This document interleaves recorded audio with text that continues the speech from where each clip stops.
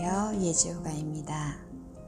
오늘은 책을 읽어드리며 제 구독자인 요린이 분들이 조금 더 깊게 숙면을 취하실 수 있도록 이 영상을 만들어 봤습니다. 지금 계신 곳이 조용하고 깨끗한가요?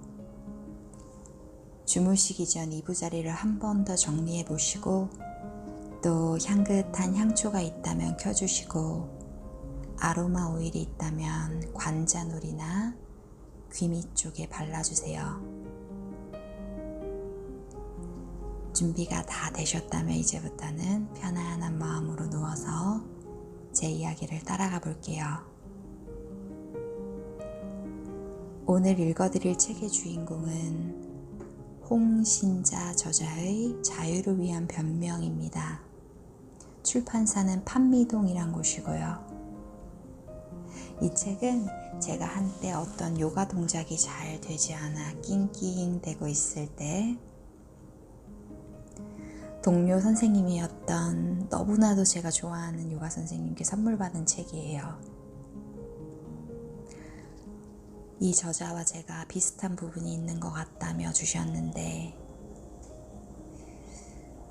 생각해보면 비슷한 부분은 글쎄요. 뉴욕에서 무용을 공부했다는 점, 또 어떻게 보면 무용수로서는 조금 늦은 나이인 20대 후반에 새로운 것을 도전했다는 점, 이런 것들이 많이 와닿았습니다. 저 또한 아주 오랫동안 한국 무용을 전공하다가 20대 중반에 유학을 간 거라 영어도 외국 무용도 그 새로운 배움에 대한 도전이 굉장히 컸었거든요.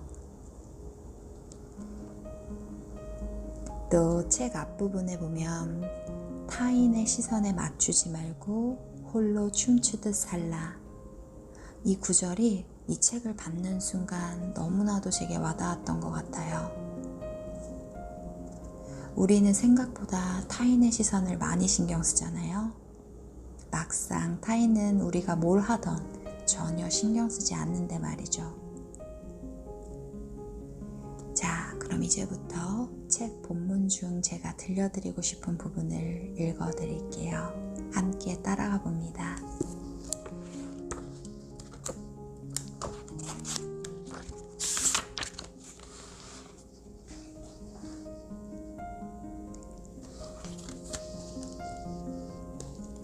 나는 인도라는 지리적 공간을 떠났지만 인도에서 배운 명상을 떠나진 않았다. 명상은 줄곧 내 생활 속에 있었다. 나에게 있어 명상이란 정신과 육체가 동시에 참여하는 하나의 운동이다. 이 운동으로 나는 스스로의 병까지 치료할 수 있었던 것이다. 나는 건강을 회복한 이후 나의 몸에 대하여 더욱 주의를 기울이고 애정을 보내고자 다짐했다. 되찾은 건강을 지키자는 것이다. 그것은 생활 속에서 명상을 계속하는 방법을 통해 이루어졌다. 사실 건강 유지란 별게 아니다. 항상 몸을 인식하고 습관을 잘 들이면 되는 것이다. 가장 먼저 할 일은 자기 몸에 대한 관찰과 연구다. 자기 몸을 일주일만 연구하고 나면 간단한 산수보다도 더 쉽게 모든 것을 풀어나갈 수 있다. 그리고 모든 병은 결국 신경의 과로에서 오는 것이므로 너무 욕심을 부리지만 않으면 된다. 무엇이든 지나치게 하다 보면 조화가 깨어지는 법이다. 조화가 깨어진 상태, 그것이 바로 병이다. 이제 명상은 어느 때보다도 내 가까이에 있었다. 명상의 구체적인 방법들은 책에서 배우기도 했고 전문가에게서 전수받기도 했지만 가장 중요한 부분은 나의 몸이라는 체험의 덩어리에서 직접 읽어냈다. 근본적인 명상의 원리를 터득하기만 하면 무엇을 통해서든 명상할 수 있기 때문에 방법은 너무나 많았다. 나는 체험의 세밀한 부분들을 잘 살펴 많은 방법을 직접 고안해내기도 했다. 그리고 언제 어디서든 명상을 했다. 어느 곳에 오래 머물지 않고 항상 떠나는 것이 나의 삶인지라 나는 그런 만큼 긴 여행을 자주 하게 된다.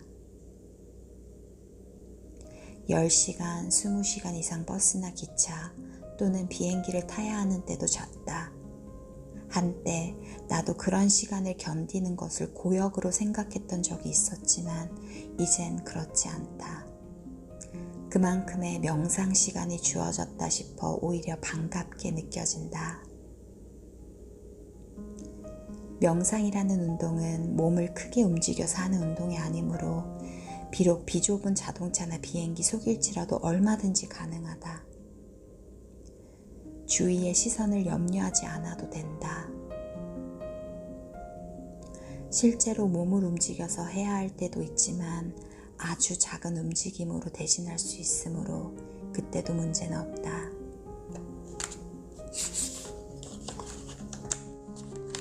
교통수단을 이용한 여행은 노동이나 도보 여행처럼 육체를 직접 썼을 때의 상쾌한 피로감과는 달리 불쾌한 피로감을 준다. 이 피로감을 쌓아두면 안 된다. 수시로 이것을 풀어주어야 한다. 평범한 동작들로도 쉽게 풀 수 있다. 목과 어깨를 천천히 돌린다든지, 어깨를 들썩인다든지, 팔목과 발목을 돌린다든지, 앉은 채로 무릎을 좀 폈다 굽혔다 한다든지, 특별할 것은 아무것도 없다. 그냥 몸을 좀 풀어줘야지 하고 마음만 먹으면 몸이 저절로 그런 동작들을 찾아낼 것이다. 문제는 그 일을 얼마나 몸에게 마음 놓고 맡길 수 있는가다. 피로는 눈으로 먼저 온다. 손바닥을 마주 비벼 뜨거워지면 눈꺼풀 위에 잠시 대어 그 열기를 전해준다. 그리고는 안구를 돌리거나 눈을 여러 번 꼭 감았다 뜬다. 이것을 10분쯤 반복하고 나면 금방 신선한 기분을 되찾을 수 있다. 손을 서로 마사지하게 할 수도 있다. 그리고 자연스럽게 얼굴에서 시작하여 근육과 뼈의 흐름에 따라 몸의 각 부분을 손으로 살짝 누르거나 문지를 수도 있다. 그러나 이런 일마저 귀찮고 멋쩍다면 따로 방법이 있다. 바로 호흡이다. 실은 이 호흡이 가장 중요하다. 호흡이야말로 명상의 거의 모든 것이라 할 만하다. 앉은 자세로 아니면 선체로 크게 숨을 들이마신다. 그 숨을 코에서 허파로, 아랫배로, 그리고 다시 척추 꼬리뼈에서부터 척추뼈 하나하나를 더듬으며 위로 올려 목 뒤로, 머리로 올렸다가 이마를 거쳐 다시 코로 내보내는 것이다.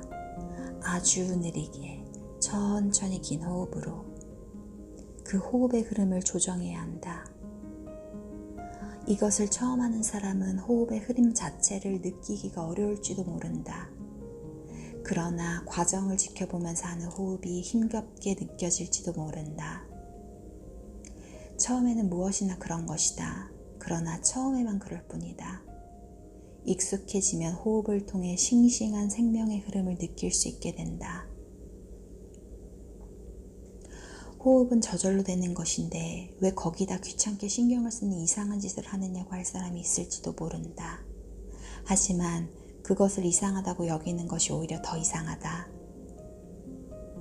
호흡은 가장 근원적이고 가장 기본적인 생명의 원천이다. 이렇게 기본적인 것에 의식을 모아 보지 않는다는 게 진짜 이상하고, 충분히 숨을 들이쉬는지 충분히 내쉬는지 한 번도 살펴보지 않았다는 게 진짜 이상하다. 쓸데없는 미래의 공상이나 보람없는 과거의 추억에 빠져있는 시간은 아까워하지 않으면서 생명의 원천인 호흡을 검토하기 위해 시간을 쓰는데 인색해서는 안 될 것이다. 우리에게 정작 중요한 것은 미래도 과거도 아닌 지금 이 순간, 우리를 살아있게 하는 호흡이 아닌가. 나의 병을 치료할 수 있게 해준 것도 결국은 호흡이었다. 호흡 하나만으로도 위장병, 심장병, 척추 이상, 신경통 등 여러 가지 병을 고치는 사람들을 나는 많이 목격하였다. 이 호흡과 함께 늘 몸에 대한 의식을 놓치지 않을 수만 있다면 건강은 자연스럽게 유지될 수 있다. 복잡한 생각을 많이 하는 것이 명상이라고 오해하는 사람들이 가끔 있지만 호흡과 몸의 의식을 모으고 순간순간을 지켜보는 것이야말로 진정한 명상이다. 호흡에 유념하면서 자기 몸의 이상적인 자세를 의식 속에 간직하고 항상 그 자세를 생각해야 한다. 그러면 잡스러운 것들은 모두 물러가고 우리는 순수한 상태에 머무르게 된다. 매 순간을 그렇게 살 수 있다면 우리는 자연이 된다.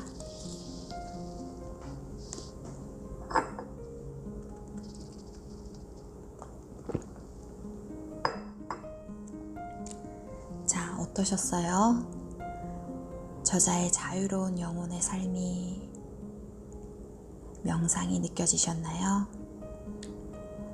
저는 이 책이 너무나도 신선한 게 1993년에 초판이 나왔거든요. 근데 지금으로부터 27년 전에 나온 책인데 잠시 절판되었다가 아마 최근에 다시 개정판이 나온 걸로 알고 있어요. 그만큼 많은 독자들이 이 책을 좋아했다는 것을 알 수 있고요. 90년대 초에는 아마 이 책이 엄청난 신선한 충격이었을 것 같아요. 하지만 앞서간 예술가, 명상가, 몽상가라는 생각이 들어요. 왜냐하면 요새야말로 사람들이 더 몸과 마음, 명상에 관심이 많아지고 정적인 것들에 있어 더 흥미가 생기면서 ASMR 휴식이나 자연에 포커스를 두잖아요. 그래서 저는 이 저자의 철학이나 인생을 엿보면서 좀 중간중간 소름이 돋았던 것 같아요. 제가 생각하고 있는 철학과도 너무 비슷하고요. 굉장히 저에겐 위로가 된 책이었는데 여러분들도 시간이 되시면 꼭 한번 읽어보시길 추천드립니다. 편안한 하루 되시고요. 당신의 몸은 언제나 마음의 이야기를 듣고 있습니다. 나마스테.